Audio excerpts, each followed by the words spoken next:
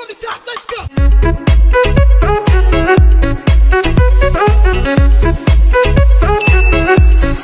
One, two.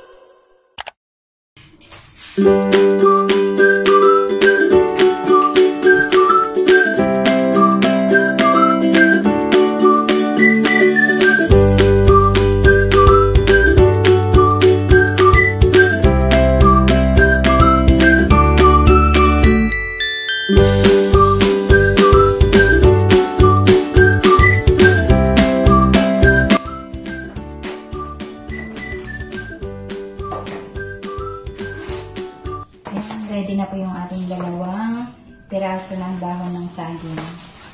Pupunasan po natin ito mamaya. Set aside po muna natin. Start na po tayong mag-mix ng ating mga ingredients. Ayan. Kailangan tuyo po yung ating lalagyan.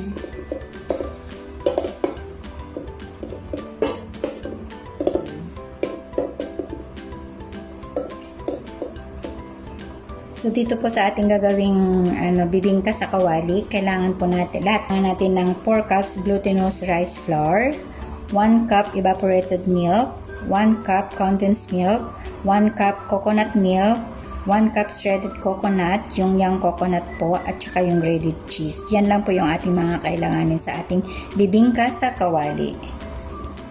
2 cups. Kailangan po natin ng 4 na cup.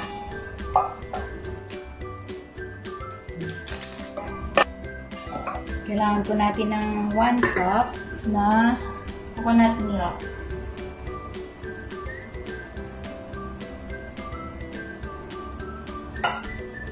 Yan, lagay na po natin yung 1 cup na coconut milk.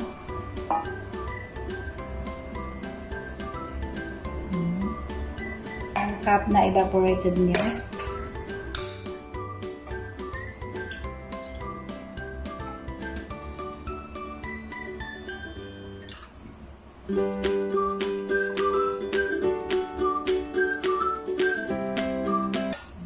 Lagyan na rin po natin sa ating glutinous rice. Then 1 cup na condensed milk.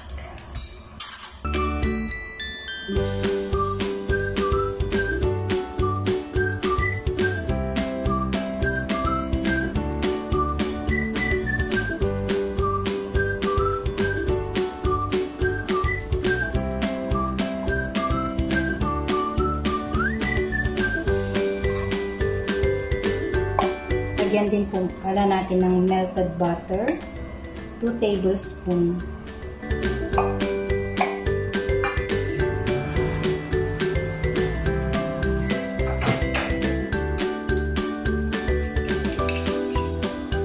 So, mix lang po natin.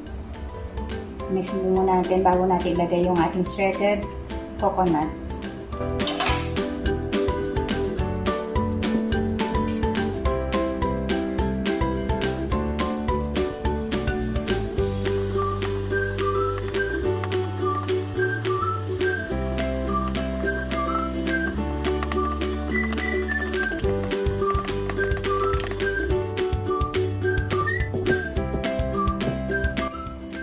Gamit po tayo ng wire whisk.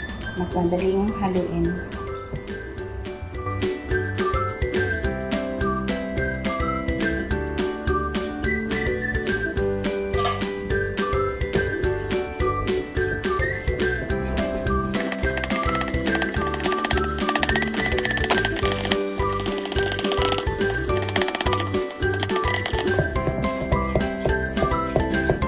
Ito po, ready na po. Lagyan na po natin yung ating shredded coconut.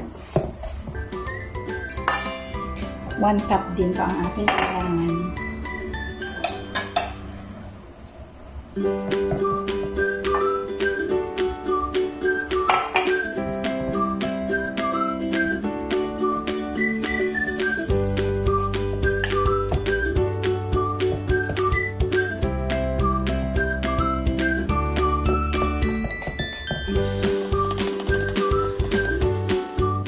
Sunod po natin gagawin ngayon is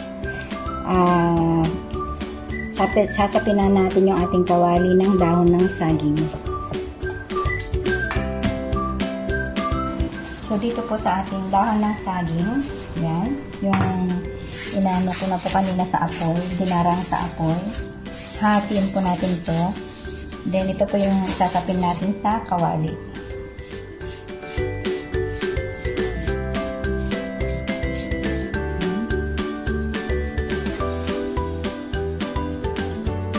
Hindi ko na po tinanggal sa yung matigas na parts sa gitna ng dahon. Yan.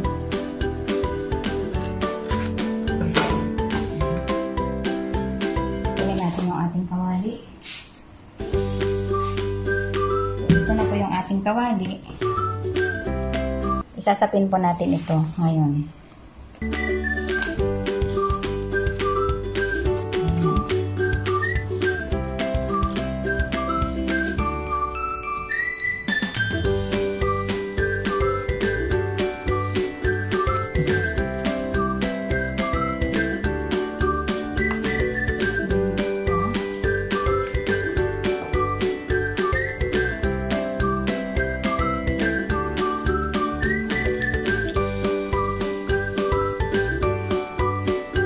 Para hindi po siya mabutas.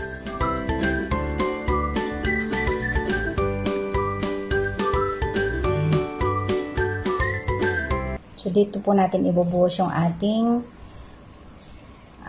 nahalong mga ingredients.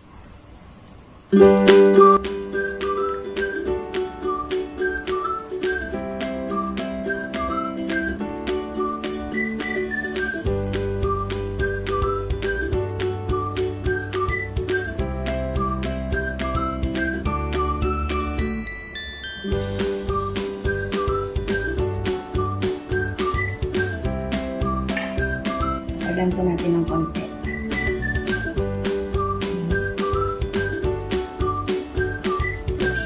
Then, saka po natin siya lalagyan ng grated cheese.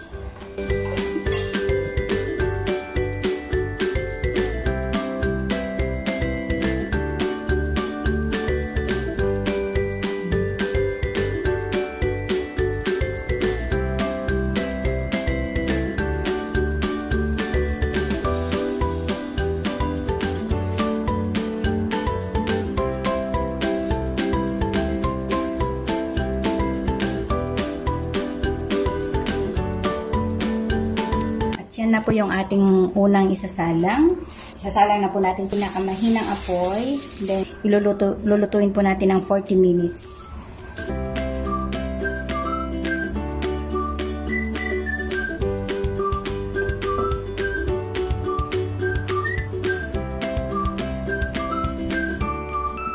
Salang na po natin sa apoy.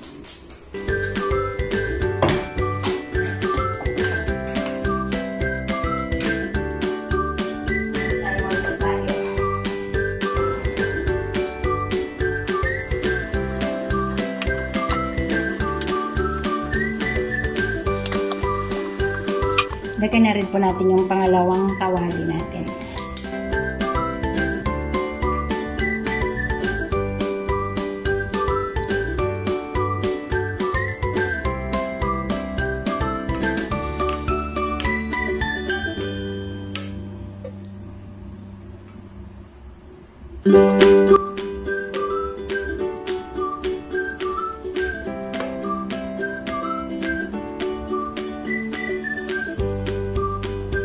Then, lalagyan din po natin ng cheese.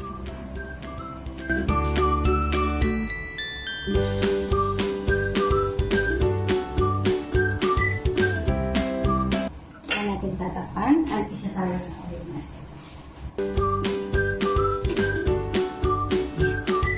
So, nakasilid na po siya.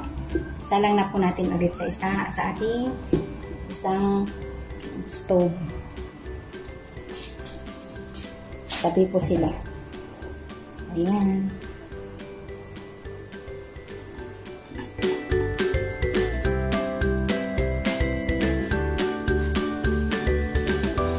Dalawang kawali po yung ating sinalang para mabilis.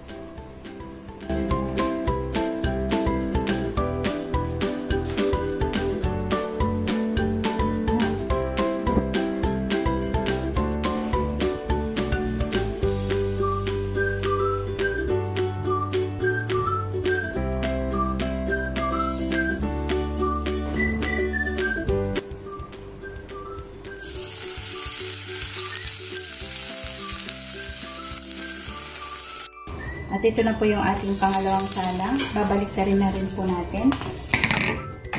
Init.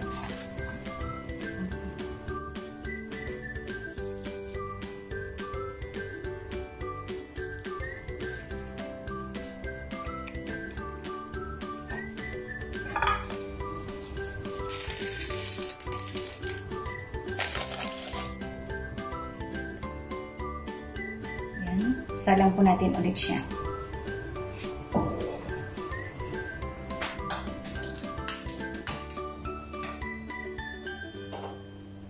For another 10 minutes. At yan po luto na po yung ating bibingka sa kawali. Ayan. So, atin na pong tatanggalin sa apoy.